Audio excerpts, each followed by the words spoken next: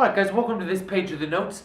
Now what we're going to do here in this section, actually I apologize, this section of notes, these are going to be the videos that go along with the notes out of Chapter 2, Section 6 in your guys' textbook. And what we're going to be looking at here are special functions.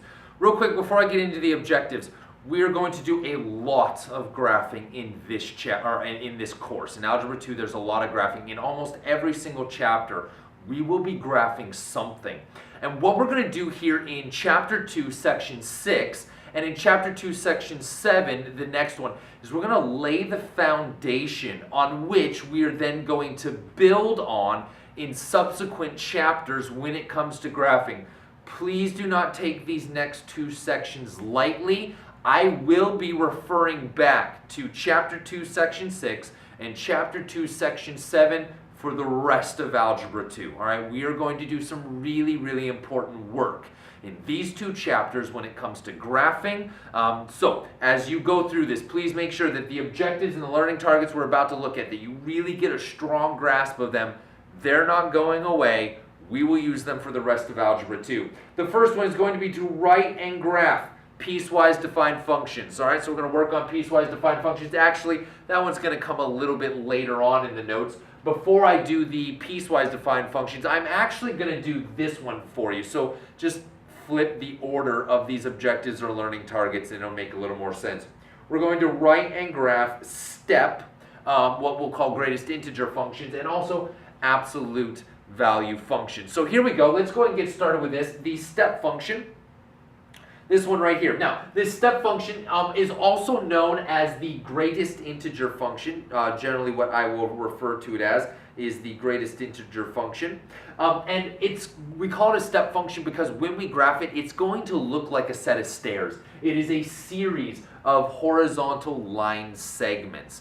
Now, here's the way that it is going to work. What you're going to do, the value of the function, the y value, what y is going to be equal to the greatest integer that is less than or equal to x. And guys, I know that's a mouthful. And it's like, wait, what? What did he just say? Don't worry. We'll do a couple of example problems on the very next page. I promise you it'll make perfect sense. Just hang on till we get to the next page.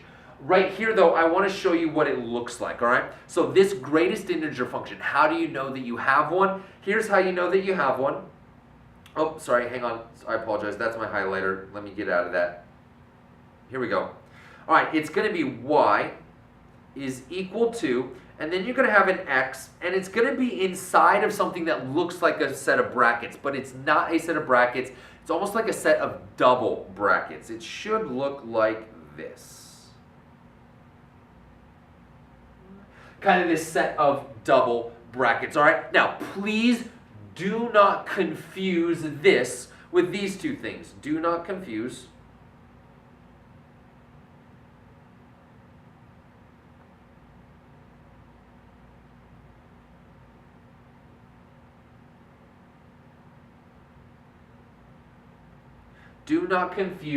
greatest integer with these.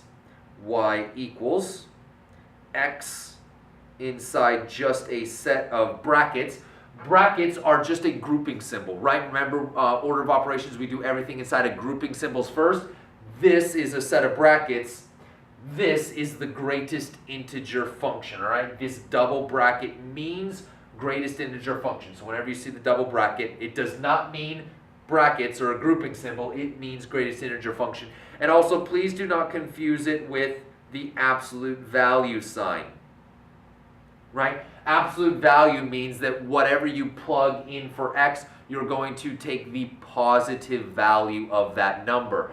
Absolute value is different than greatest integer, all right? Double bracket, these are just two lines, all right? So please do not get those confused. These are not the same thing. The bracket and the absolute value, not the same thing as this greatest integer. So now that we know what it looks like, head on over to the next page of the notes. We'll practice how do you find the value of that greatest integer function, and then we'll go ahead and start graphing some of them. So I'll meet you on the next page.